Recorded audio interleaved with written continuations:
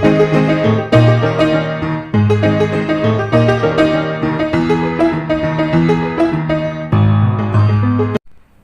Everyone, I hope you doing well. इससे पहले वाले वीडियो में हमने डिस्कस किया था मॉडल वर्ब कैन के बारे में डिस्कस किया था और कुड के बारे में। मॉडल वर्ब से संबंधित हम 3 पार्ट्स जो है वो देख चुके हैं। ये मॉडल वर्ब का पार्ट 4 है और इस पार्ट 4 के अंदर हम मे मॉडल वर्ब को डिस्कस करेंगे। इससे पहले कि हम आगे बढ़ें, कुछ चीज़ें हैं जो मैं क्लियर करना चाहता हूँ। मॉडल वर्ब का यूज़ होता क्यों है, किसी भी सेंटेंस के अंदर हम मॉडल वर्ब का यूज़ क्यों करते हैं, उसके पीछे रीज़न यही होता है कि किसी भी सेंटेंस के मीनिंग को चेंज करने के लिए, एक नया सेंस देने के लिए हम मॉडल वर्ब का यूज़ करते हैं। और वो सेंस कौन से होते हैं? सेंटेंस में जैसे ही मॉडल वर्ब को हम प्लेस करते हैं तो या तो सेंटेंस का भाव होता है एबिलिटी का या फिर पावर, शक्ति का। परमिशन अनुमति देने और लेने के लिए किया जाता है, पॉसिबिलिटी के लिए, इम्पॉसिबिलिटी के लिए। इस तरह से और भी बहुत सारे सेंस हैं जिन सेंस में हम मॉडल वर्ब्स का यूज़ करते हैं। और बेसिकली मॉडल वर्ब इसीलिए इंग्लिश ग्रामर के अंदर बनाए भी गए हैं ताकि हम सेंटेंस के मूड को या उसके सेंस को हम चेंज कर सकें। ये थोड़ा एक शॉर्ट डिस्क्रिप्शन मॉडल वर्ब के यूज़ का। अब इसी सेंस को अपने दिमाग में रखते हुए आगे बढ़ते हैं। हम समझते हैं मे मॉडल वर्ब को। सबसे पहले तो ये समझिए कि मे का मतलब क्या होता है, इसका यूज़ किस लिए किया जाता है। सेंटेंस में अगर हो सकना या संभवतः इस तरह का अगर कोई सेंस आपको लेना है तो उसके लिए या तो आप मे का यूज़ करेंगे या फिर माइट का यूज़ करेंगे।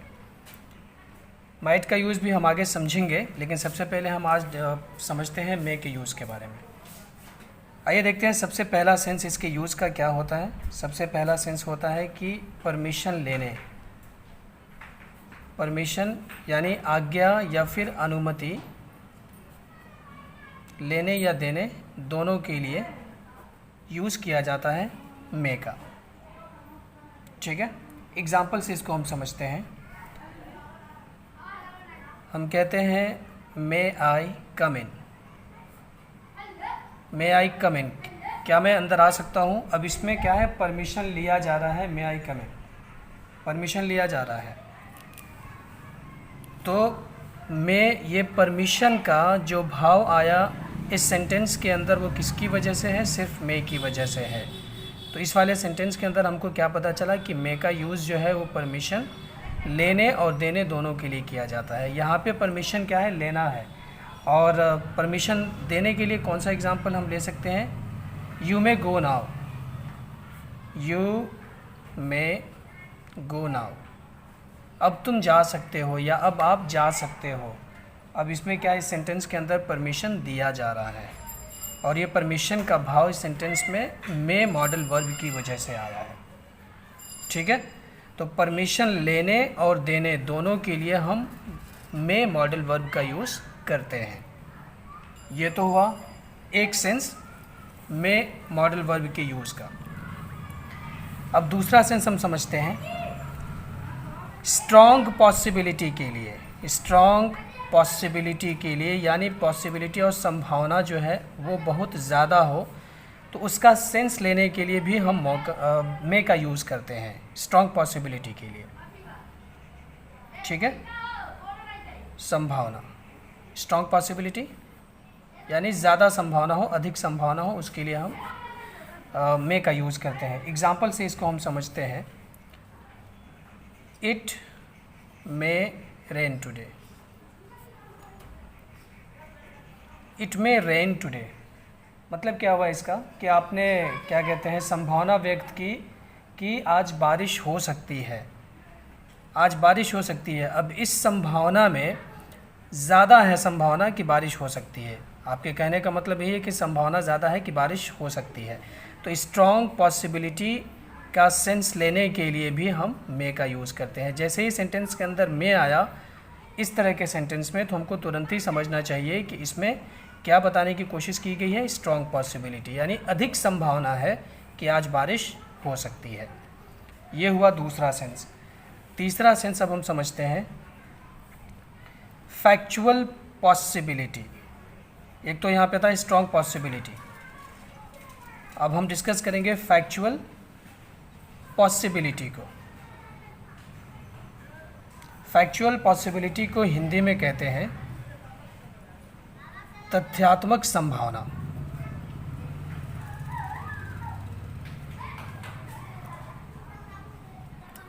तथ्यात्मक संभावना को दर्शाने के लिए मे का यूज़ किया जाता है। तथ्यात्मक मतलब क्या है? ऊपर जो था स्ट्रॉन्ग पॉसिबिलिटी, इसमें ज़्यादा संभावना को व्यक्त करने के लिए कि आज बारिश हो सकती है, मे का यूज़ किया गया है। लेकिन अगर फैक्चुअल पॉसिबिलिटी होती है, तथ्यात्मक संभावना, उसको बताने के लिए भी हम मे का यूज़ करते हैं। एग्जाम्पल इसका हम समझते हैं, सेम एग्जाम्पल को हम लिख सकते हैं। It is cloudy, it is cloudy, it may rain today, it may rain today. मतलब यह है कि आकाश की ओर आपने देखा, बादल छाए हुए हैं, ठीक है। उसके बाद आपने कहा कि इट मे रेन टुडे, आज बारिश हो सकती है। अब ये तथ्यात्मक संभावना किस तरह से होगा? तथ्य क्या है? आसमान में, आकाश में बादल है, ये तथ्य है। और उस तथ्य को देखते हुए आपने डिक्लेयर क्या किया कि बारिश हो सकती है।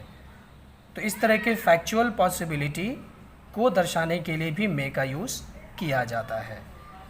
तो एक है पॉसिबिलिटी और दूसरा है फैक्चुअल पॉसिबिलिटी। इन दोनों के लिए हम क्या यूज़ करते हैं? मे का यूज़ करते हैं।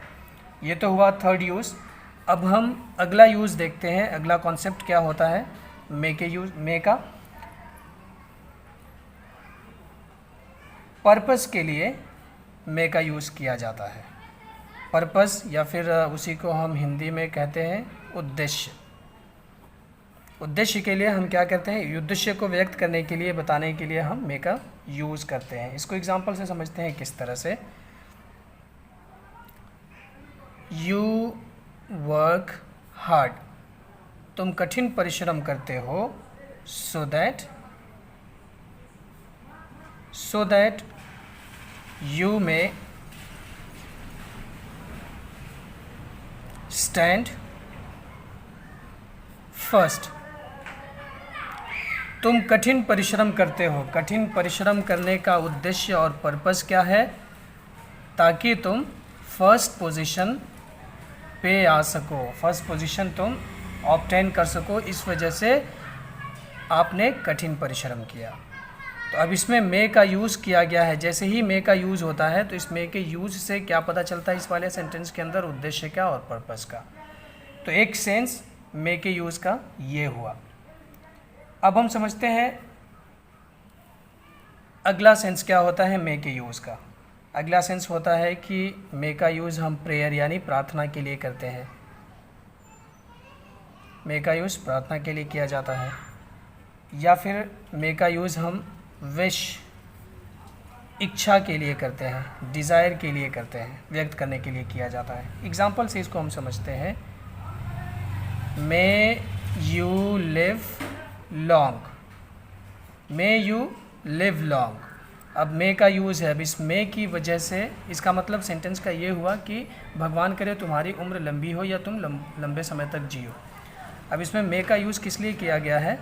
प्रेयर को बताने के लिए। मतलब आप प्रेयर कर रहे हैं भगवान से कि वो तुम्हारी उम्र को लंबी करे। प्रेयर है इसके अंदर, प्रार्थना है। विश किस तरह से होगा? May she get a good partner, may she get a good partner. अब इस वाले सेंटेंस में मे का यूज़ किस लिए किया गया है? इच्छा और विश के लिए किया गया है। भगवान करे कि उसको अच्छा पार्टनर मिले। मतलब आप अपनी डिज़ायर को और आप अपने क्या कहते हैं, इच्छा को व्यक्त कर रहे हैं उसके लिए कि उसको अच्छा पार्टनर मिले। तो ये कुछ सेंस हैं जिनमें हम मे का यूज़ करते हैं, ठीक है। बाकी का जो माइट है उसके यूज़ के बारे में हम अगले वीडियो में डिस्कस करेंगे। साथ ही साथ अगले वीडियो में मैं कोशिश करूँगा कि माइट और मे के बीच में डिफरेंस क्या होता है मैं उसको उजागर कर सकूं, और साथ ही साथ मे और कैन इन दोनों के बीच में क्या फ़र्क होता है हम उसको उजागर कर सकूं मैं। लेकिन इस वीडियो में मैं आपको इतना और भी बताना चाहूँगा कि मे और कैन इन दोनों का यूज़ ऑलमोस्ट एक ही मीनिंग के लिए किया जाता है, लेकिन दोनों के बीच में फ़र्क कितना होता है। कैन जो होता है ये इनफॉर्मली प्लेस किया जाता है सेंटेंस के अंदर, और मे का यूज़ जो होता है वो फॉर्मल होता है। ये एक फ़र्क होता है। इस तरह से और भी कई सारे फ़र्क हैं मे और कैन, मे और माइट के बीच में, जो मैं अगले वीडियो में डिस्कस करूँगा। तब तक के लिए धन्यवाद।